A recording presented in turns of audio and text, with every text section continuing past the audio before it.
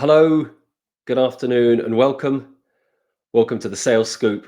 This is a show for small businesses who want to improve how they sell. We bring you the shiniest pearls of wisdom from experienced sellers and cover the hottest topics in B2B sales. I'm Alistair Cole, your host for today and co-founder of the Uplift Partnership. And I'm joined today by my friend and co-founder, Kieran Gill. Tell us a little bit about yourself, Kieran. Hi, my name's Kieran, and I'm also a director and co-founder of the Uplift Partnership. I've got 25 years worth of business development experience firsthand in complex selling, and for the last over 10 years, I've been working in sales operations, helping companies, businesses of all shapes and sizes to fine-tune their lead generation. Thank you. And together with our CTO, Douglas, we are Uplift. We accelerate sales for small businesses. And today's topic, delightfully, is fine-tuning your B2B sales funnel and powering up lead generation and deal closing. A really important topic, Kieran, and one with lots of nuance, lots of detail. What are the first things that come to mind for you when we talk about B2B sales funnels? Oh, it's just hours of fun, isn't it? That's where the what do they always say? You know, where the rubber hits the road. So a lot of businesses, a lot of small businesses, especially the kind of businesses I've worked with, tech businesses that are, going through that phase where they've developed a piece of, they've got their piece of tech, they've developed their service, their offering, and now they're ready to go to market. And this is where it really gets fun. However, a poorly designed sales funnel or a poorly designed sales funnel at the top of the actual funnel can cause absolute mayhem, and even probably can be disastrous for the business. You might have a great service, a great product that you've worked tirelessly to get ready, and it all falls to bits because the top of the funnel isn't being built correctly, and you just don't create enough leads. Yeah, I would gold dust there, and we're going to dig into all of that top, bottom, middle of the funnel with some examples that we've got. It would be fantastic if just highly qualified, high value leads just arrived at your door, but that just doesn't happen 99% of the time. It's about hard work and getting into things like data analysis and optimization and A/B testing, customer feedback, and the interplay between sales and marketing, all absolutely critical. And our experience of fine-tuning funnels for small businesses is that we're able to deliver more than double the number of meetings that we get them to, resulting in 4 times higher win rates and a 251% return on investment. Those numbers from clients that we've worked with over the last couple of years, and some nice words there from our 360 sales diagnostic product. We've been able to take the temperature of small businesses over the last year or so, working with over 50. And here we've got a score of the sales methodology maturity that we've seen in those startups. So they're scoring on average 41.2% for sales methodology, which is really the kind of nuts and bolts of the sales funnel. And as you can see, the sales methodology sits inside our sales strategy section within the 360. So 41.2, not super high, and lots of work that can be done in that area. So what we're going to do is dive into a sales funnel. We're going to build a picture of a sales funnel with your help, Kieran. And then once we've built that framework and we're all on the same page, we're going to pick out a handful of areas that are commonly underserved and can probably be relatively easily optimized by small businesses and people on the call. Happy with that, my friend? Yep, all good. Excellent. Right. Well, we're going to lead off with a funnel that we've designed. The ideal customer profile here is we're targeting a small business in the UK tech sector fewer than 50 staff, and we're going to build this out. So Kieran, perhaps you can just start by talking us through the, why we've got 6 different slices of this funnel and what they are. Okay, so there's lots of different ways of building a funnel. Firstly, let me just say that. So, and the way that we're showing you is the way that we would initially start a small business that has one product who is selling into one market. We can get a lot more sophisticated with these things. We've got it sliced down to 6 different phases of outreach, as I would call them, or the ways that you're going to be picking up leads at the top end of the funnel. So first part on the left-hand side is your cold social. That's what we would call your LinkedIn, that kind of area. Remember, we're talking business to business, and most business to business social activity is done on LinkedIn in most countries. There are some other providers, but let's just call it LinkedIn for now. Cold email, again, these are clients that you're going to be contacting that you've never had any contact, and your first kind of contact with them is going to be through email. And then we've got in the middle there people that you're already connected to in some such way. They've been in your kind of network, either you could say through your social network or whichever way, your business network. You've got them in your CRM and they're connected to you in some such way. They might have been past customers, or they might be new customers, people that you've connected with. The yellow one in the middle there where it says community matching. Now, this is quite an interesting one and something that I think small businesses should utilize, especially when they're in large areas. This is where you've got networking events, small networking events where you are going to breakfast clubs, you're part of an association, you could be a part of a founders network. There's loads of these small kind of, depending on where you are in the world, there's loads of these kind of networking kind of places where you can, just for smaller meetings. Then after that, what we got is the larger one that is major networking events.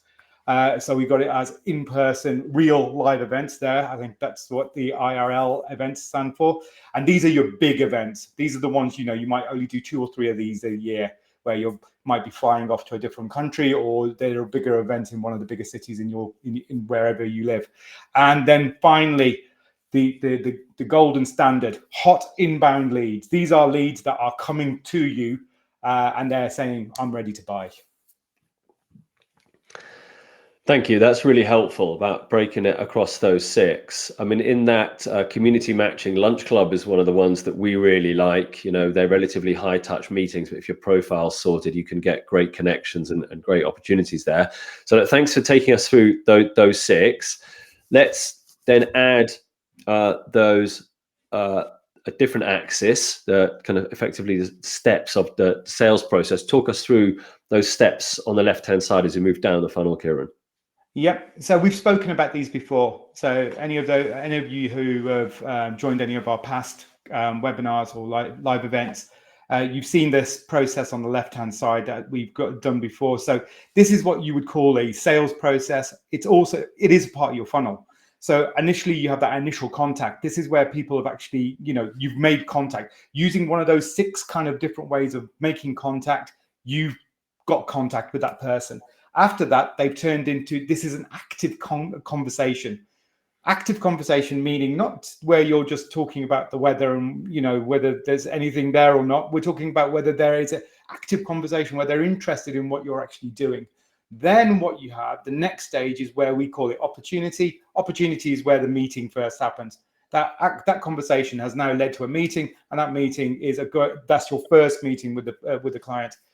After that, we call it presenting. Now, remember, we're talking about complex B2B selling. There's chances are that you will have several meetings with the client before you will present anything to them, because you need to understand what they actually want. What you're selling is normally what the B2B kind of selling process that we're looking at here is something that is complex, something that takes several meetings to understand and to actually qualify. And then what you come out to is the actual presenting part. Then finally, you'll get to that point where you send a proposal. That means the proposal's been sent. You might even fall into negotiation there and some kind of objection handling potentially. But this is where you've sent the proposal, you have an understanding of what the client wants, and you've given them a proposal. And finally, you're either going to win that deal, you're either going to win it, or you're going to lose the deal, unfortunately. And that's you're a very probable kind of sales funnel that I would expect most B2B companies to have. Thank you. That's really helpful to start building that out with those different slices and those different steps. And then what's next is for us to add a little bit of the calculation and the metrics and the mechanics of how opportunities flow down. And so we've added here the percentage that we would expect to move down that funnel, and there's different numbers here, my friend, depending on what kind it is, whether it's cold social to hot outbound, and also the numbers change down the funnel there. Maybe you could just talk a little bit about why they're different, or different numbers in different patches. Yeah, so the way we'll look at it for this company is that obviously the top number up there where it says cold social 15, this is your effort level. This is the amount of effort, the kind of, the kind of juice to the engine that you should be giving it. So around, 15% of your lead generation should be targeted in cold social, and then email should be about 25% of your effort level, and so forth. As you come down, what you have now is what you call is the metric of how many of those so let's say you had 100 cold emails went out, you're expecting initial contact from about 10% of those people will actually reply to you, make some kind of conversation. And as it goes down, you'll see then that for that to turn into a meeting, only 10% of those 10% will then turn into a meeting. So of those 10 people that initially have a contact with you in your email contact, only one of those will turn into a meeting. Then after that, it goes down and down. And as you go, you'll slowly create your funnel and you'll get your metrics from there. That's awesome. Thanks. And on that left-hand side with kind of cold social and cold email, they're relatively similar numbers. They're low at the top because you're just not going to get the responses, but then hopefully those numbers are higher lower down. Talk us through a little bit about the right-hand side of the funnel, how community matching is different and in real life events and hot outbound, because those numbers are a little bit different. Yeah. So the thing is, different types of activities will be different, will lead to different, depending on the company and depending on where you are and what you're selling and your competition. You might find that there are certain activities that will generate better leads, or maybe generate more leads. So you see that hot outbound on the right hand side. Yes, it's only 5% of your effort level, because you remember these people are getting in contact with you, and remember we're talking from a sales point of view. There's a lot that goes into to make an inbound lead. There's a lot that goes on, and it normally comes from marketing. Very, very little comes from a sales point of view. Yeah. So what you'll find there, the numbers are higher, but there's going to be less of them, and especially for a small business.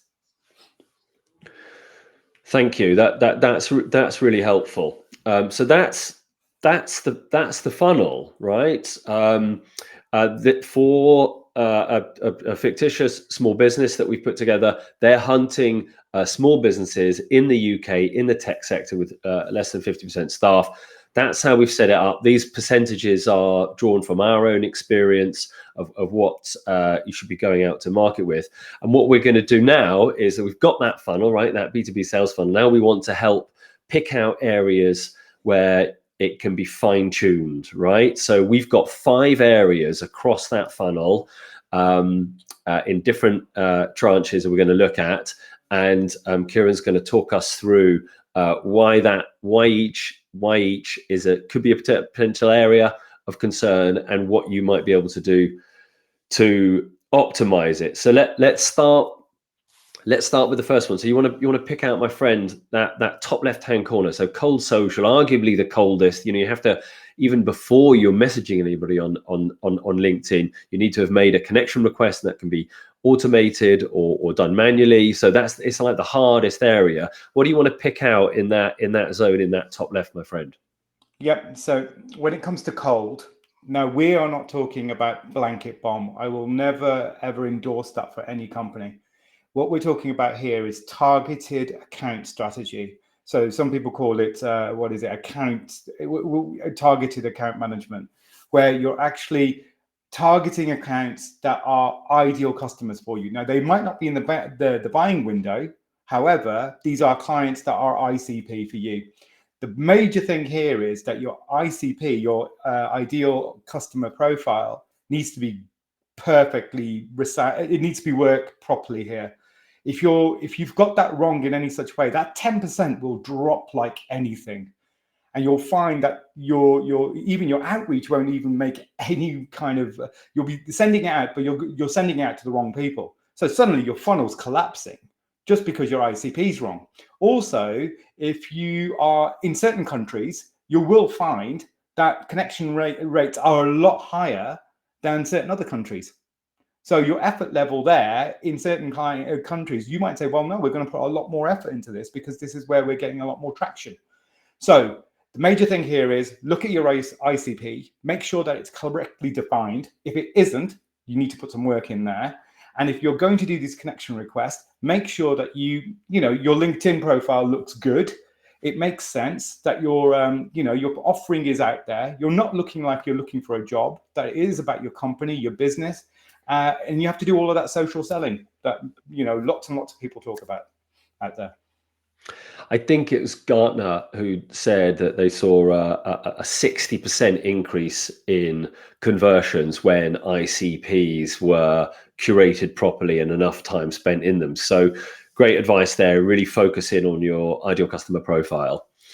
The second area we're going to look at is inside those first degree connections you already have, connections you've already got, warm leads in the funnel, and a bit further down now. So between that presenting and proposal sent stage, what are your thoughts on that area, my friend? So realistically, at this point, if your deal qualification hasn't been done correctly, you're going to be falling out. Now, remember, think about how far you've got in this deal. If you look across all of those numbers, they're all at 50%. It's quite an easy thing to say. By that time, you should have a great understanding of what the client actually wants. If you don't, that means there's something wrong with your deal qualification. In our last webinar, we spoke about lead qualification. We talked about how you should have a qualification methodology that you're always using, and that you're making sure that you understand what the client wants and also what you can supply. So is the value there? Is there need? And by the time you get to there, realistically, you should have a great understanding. Your business case should make sense. And that's the point where you can send a proposal. Now, if you suddenly find in your metrics that you are losing a lot of deals that are going from proposal sent down into, from presenting to proposal sent, and things are, your metrics are falling out there, then you've got a problem with your deal qualification. You need to go back, have a look at how you're qualifying those leads, and maybe you need some expert help, or maybe look at different ways of qualifying. Yeah, and that's we know that value affirmation is a really big deal when you get into that deal closing, as well as high levels of qualification that are required. Also, sellers need to be able to demonstrate the value really clearly, understand what buyers, what's going to float their boat, and how the solution is going to save their lives and make them look like a hero inside the business. So that deal qualification area, really important. It's one of the reasons that we built our Revenue Coach SaaS platform to support small businesses with deal closing. You can check that out at revenuecoach.ai. Let's move on to number 3, which is inside the kind of community matching and smaller networking events. What do you want to pick up here, Kieran? Yeah, so when it comes to community matching, these events might be weekly, bi-weekly, once a month. They might be digital. Depends on how you do these. I honestly believe that most salespeople of any size of company should be doing these. Even though I worked at a very, very large UK bank, we were told to go into the community and join these kind of community business kind of places, because there's always leads there. You're always talking to local businesses. You're talking to different people. Now, the great thing about this, it is the long game. However, once you have made those connections with industry leaders and people around, and you start giving leads, you might also find that leads are going to come to you. It's a lot of effort, but well worth it. And that's why the number is at 70%. I find that working in these kind of areas, you do find that you will get quality leads, and they tend to be the right kind of leads you're looking for. However, it does take time and effort to build that kind of community. Okay, let's move on to area number 4 as we work our way across the funnel. Fourth one you pick out is something in the world of, you know, proper large in real life networking events. What do you want to pick up here, my friend? Yeah, so one of my major bugbears are when companies spend a lot of money going to events, and you find that, you know, your salespeople or the people you've sent there are actually just hanging around with their colleagues and actually not doing anything, and it turns into a bit of a jolly. Now, remember, when you're a small business, you haven't got time or the effort to go through these. So first of all, you need to make sure that you're going to the right event, and you should be going to an event where you know that you're potentially going to be finding clients. So your research needs to be done beforehand. Now, when you have got to this kind of event at that point, what you then can find is that what you're looking for is that the prospects and the opportunities you're finding, you need to make sure that your process is in place. So after the event, you've collected your business cards, you need to make sure that your emails are ready to go the day after. You need to make those connections. You need to get in contact with those people, because it's always great to have all these business cards or all these connections that you come from an event, but no one follows up on those, because we all then fall back into our normal routine and we end up doing other things. And we've spent maybe thousands to go to an event, and we've just wasted all those opportunities. And again, these potentially could be very high-end leads that could close a lot quicker than your cold social. Yeah, I think that's great advice. You know, we've closed business at those kinds of events. There's such great quality leads. You make a personal connection. You know, clients always asking me about should they be doing those real world events. Absolutely, you know, hands down, absolutely. You know, we're at the SME Sales Expo at the end of this month, and then we've got Tech London is coming up, and Bits and Pretzels. There's lots of stuff going on, and they are so high quality. I think that's great advice. And you know, you just articulated something that I've done so many times. You know, I don't now, but often I've had a pack of cards on my desk for weeks, months that I haven't actioned, and that is eroding away. So I think that's really great advice. The fifth and final area we're going to pick out here is hot inbound. Oh, you can just see it there, can't you, Alistair? It's 80%. Those deeds. Can you imagine clients that qualify themselves? They've looked at your website. They think, oh my God, this is the best thing I've ever seen. These guys do exactly what I want. I want a meeting with these people. And that meeting then turns into the conversation moves very, very quickly. Maybe they are assessing you against other suppliers and vendors out there. However, you know, they've come to you. Now, this is really difficult for small businesses, startups, because, you know, content marketing is difficult. It takes time. It takes effort. You need a very good person. You need good people around you who know how to do this. However, if you can get your business start building these leads, if you could you imagine if you could get 10 of those a month? You know, it's easy street. Yeah, they're you know, real gold dust, really hard to get to, and that's why those numbers are high. So yeah, that's again the integration of the collaboration between sales and marketing working together. You know, I think sellers last year in a study by HubSpot rated as high quality only 7% of the leads, and as per usual, it's marketing that gets the blame. They're not helping enough, and I think that collaboration is really important. So look, thanks. That's like a whistle-stop tour of 5 areas that could be fine-tuned in the sales funnel. And you know, for each of those areas, there are lots of things that you can do to get the ball rolling. And we've collected those into a list of sales actions. Talk us through this a little bit, my friend, just in terms of what kinds of actions we're talking about, beginning, bottom, end of the funnel. Where are they from?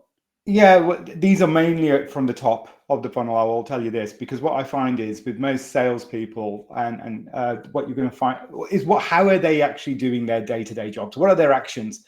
And you've got connection requests are things that you do on LinkedIn. You've got emails, obviously, that everyone's sending constantly. You've got direct messages that you can send. These are different sales actions, and every day you should be doing tens of these every day, if not more than that, if you can muster it. And the more you do, this is your activity. Yeah, and we're grouping them all together into sales actions, and that feeds into our next slide, where we are talking through the actions that should be taken by individual sellers, and then the outcomes that result from that. And the magic number here is 618, right? That you're seeing in at the top of June, right, which is a fully fledged month. 618 sales actions, right, is what you should be when your sales engine is working properly. So this 6-month plan that we've put in here for Q1 and Q2 of this year, comprising the first half of the year, H1. We've made we've followed on with this ideal customer profile, going after UK tech sector small business. We've assumed an average deal size of £25,000 and a sales cycle of 90 days. We've also assumed that it'll take April and May to get up to speed, while those numbers are a bit lower. And so June is the first month where we're hitting full stride. So 618 sales actions from that list that we showed on the previous slide are required every month for each individual seller. That's your number, Kieran, 618. What would you talk us through what that then means for the rest of that funnel in June and across the board for the other months? Yeah, so these individual sales actions are the bread and butter for your prospecting. And if they're not done, and if you're only doing a fraction of those, your numbers will drop. They just will. So it's as simple as that. One of the first things I do when I'll go into a company and they ask me to find out what's going wrong is that I'll start looking for their actions and figure out what's happening. Most of the time, these things won't even be reported, or you won't be able to even find them. And that's when you start really worrying about, well, we don't actually know what we're doing, so we don't actually know how to fix it. So when you're looking at your sales engine, you need to look at these numbers and you think from that top part, those actions are going to result. Now, you might think to yourself, 618 actions to get 83 active conversations seems a lot. This is the great things about sales funnels and sales engines. You can start tweaking with those numbers that we showed you before. Now, minuscule, minute little movements, better ICP, better content management or marketing, all those things, suddenly just start adding 1 or 2% here and there, and suddenly your funnel starts exploding and you're getting a lot more business than you thought you would be. And we're into one of your favorite areas, marginal gains, right? Which makes absolute sense. You're 1% better in all the areas has a compound effect. So, based on our example sales team here of this individual seller selling average deal size at 25,000. Starting to ramp up in April, May, and June. So you're by the time you get to June, you're doing a 618 actions. That's rolling down to closing one deal in June, and then July is then down from the full strength 618, and so is August, and then September's back up. What's happening there in July and August, my friend? Why are those numbers lower? Yeah, so remember, we're talking about a Northern Hemisphere seller. I know we've got a global audience here, so not everybody works on these kind of calendars. However, what you'll see here is that potentially in July and August for our seller, people are going away on holiday. That doesn't mean that they might be even going on a holiday as well. So their actions. However, you've got to remember that potentially your buyers will also be going on holiday.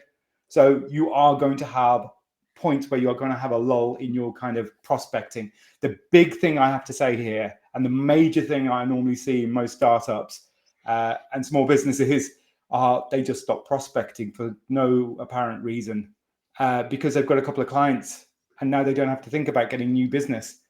This is absolutely the worst thing to do.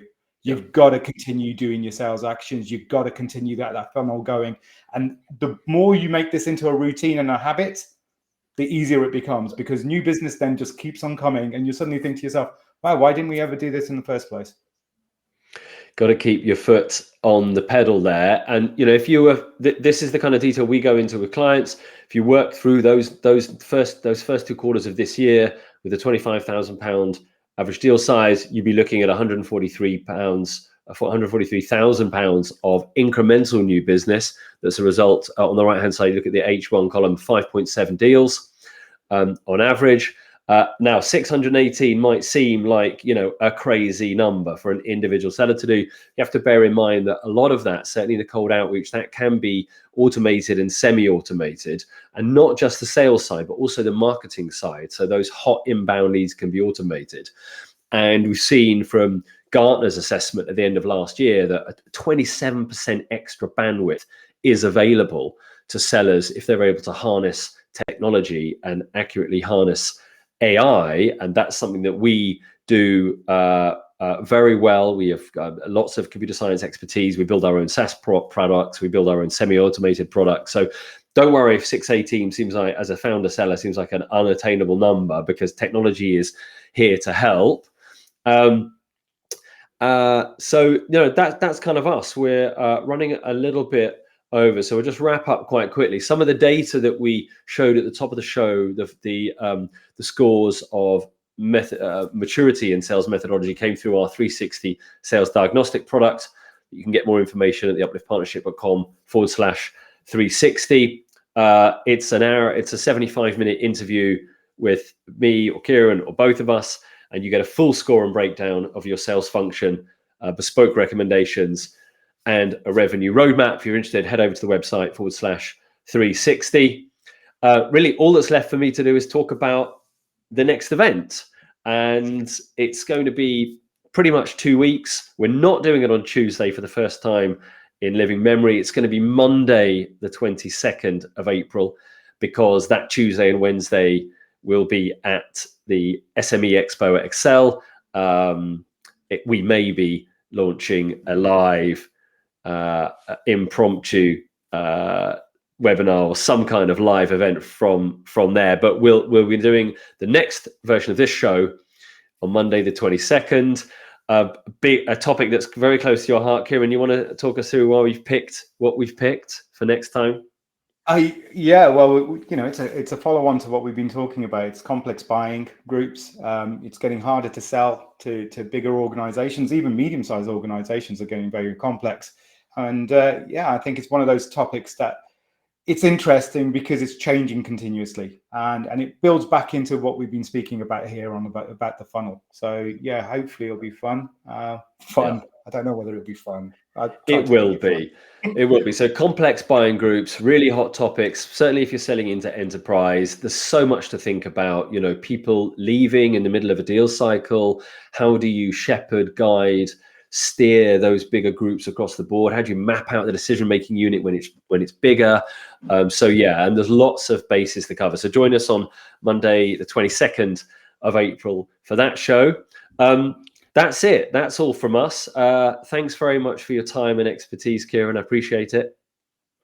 No problem. And thanks, mate. And we'll leave it there. Thanks for watching, everybody. That's it for now. Bye for now. See you next time. Talk to you soon. Bye.